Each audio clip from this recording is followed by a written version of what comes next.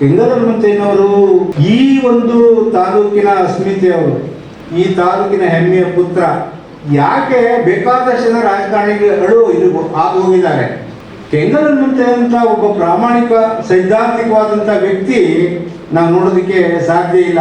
ಇದೇ ಸರ್ಕಲ್ನಿಂದ ಅವರು ಲಕ್ಕಪ್ಪನಹಳ್ಳಿ ತಮ್ಮೂರಿಗೆ ನಡ್ಕೊಂಡು ಹೋಗ್ತಾ ಇದ್ರು ಅವರು ವಿದ್ಯಾಭ್ಯಾಸ ಸಂದರ್ಭದಲ್ಲಿ. ಸೊ ಹೀಗೆ ಕೆಂಗಲ್ ಹನುಮಂತಯ್ಯನವರು ಚಿಕ್ಕಂದಿನೂ ಕೂಡ ತುಂಬಾ ಬಡತನದಲ್ಲೇ ಬೆಳೆದ್ರು ಕೂಡ ಒಂದು ಛಲಕ್ಕಾಗಿ ಮತ್ತೆ ನಾಡು ನುಡಿಯ ಪ್ರೇಮಕ್ಕಾಗಿ ಅವರು ಮೊದಲು ವಕೀಲರಾಗಿದ್ದಂಥವ್ರು. ವಕೀಲಿ ವೃತ್ತಿಯನ್ನ ಬಿಟ್ಟು ರಾಜಕೀಯಕ್ಕೆ ಬಂದು ಅಲ್ಲಿಂದ ಸಾಕಷ್ಟು ರಾಜ್ಯ ಮಟ್ಟದಲ್ಲಿ ರಾಷ್ಟ್ರ ಮಟ್ಟದಲ್ಲಿ ಹೆಸರನ್ನ ಮಾಡುವಂಥವ್ರು. ಹನುಮಂತಯ್ಯನವರು ಬೆಂಗಳೂರನ್ನ ಯಾವಾಗ ರಾಜಧಾನಿ ಮಾಡಿದ್ರು ಅಲ್ಲಿಂದ ಈಚೆಗೆ ಇಡೀ ಒಂದು ದಕ್ಷಿಣ ಕರ್ನಾಟಕ ಇದೆಯಲ್ಲ, ಅದಕ್ಕೆ ಎಲ್ಲಾ ರೀತಿಯಲ್ಲೂ ಒಂದು ಸಾಮಾಜಿಕವಾದಂತ ರೀತಿಯಲ್ಲಿ, ಆರ್ಥಿಕವಾದಂತ ರೀತಿಯಲ್ಲಿ ಎಲ್ಲನ್ನು ನಾವು ನೀವು ಇಲ್ಲಿ ಕೂತಿದ್ರೆ ಬೆಂಗಳೂರು ನಮ್ಮ ರಾಜಧಾನಿ ಆಗಿರೋದಕ್ಕೆ ಕಾರಣ ಅಂತ ನೀವೆಲ್ಲರೂ ಹತ್ಕೋಬೇಕು. ಇಲ್ಲಿ ವ್ಯಾಪಾರಗಳೆಲ್ಲ ಚೆನ್ನಾಗಿ ನಡೀತಾ ಇದ್ರೆ ಇಲ್ಲಿರೋದಕ್ಕೆ ಅವರು ಇದು ಮಾಡೋದಕ್ಕೆ ಕಾರಣ.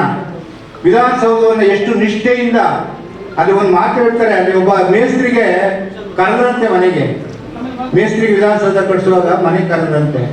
ಕರೆದ್ಬಿಟ್ಟು ಒಂದು ಕಪ್ಪು ಹಾಲಿಟ್ಬಿಟ್ಟು, ನೀನು ನಿಯತ್ತಾಗಿ ಯಾವುದೇ ಡ್ಯೂಟಿ ಇಲ್ಲದೆ ಭ್ರಷ್ಟಾಚಾರ ಇಲ್ಲದೆಯೇ ನೀನು ಇದನ್ನ ಕಟ್ತೀನಿ ಅಂತಾಗಿ ಹಾಲು ಕೊಡ್ಬಿಟ್ಟು ಹೋಗು, ಇಲ್ಲದೆ ಎದ್ದು ಹೋಗು ಅಂತೆ. ಹಾಗಾಗಿ ಕೆಂಗಲ್ ಹನುಮಂತಯ್ಯನವರು ಅಷ್ಟರ ಮಟ್ಟಿಗೆ ಒಂದು ಪ್ರಾಮಾಣಿಕತೆಯನ್ನ, ನಿಷ್ಠೆಯನ್ನ, ಸಿದ್ಧಾಂತವನ್ನ.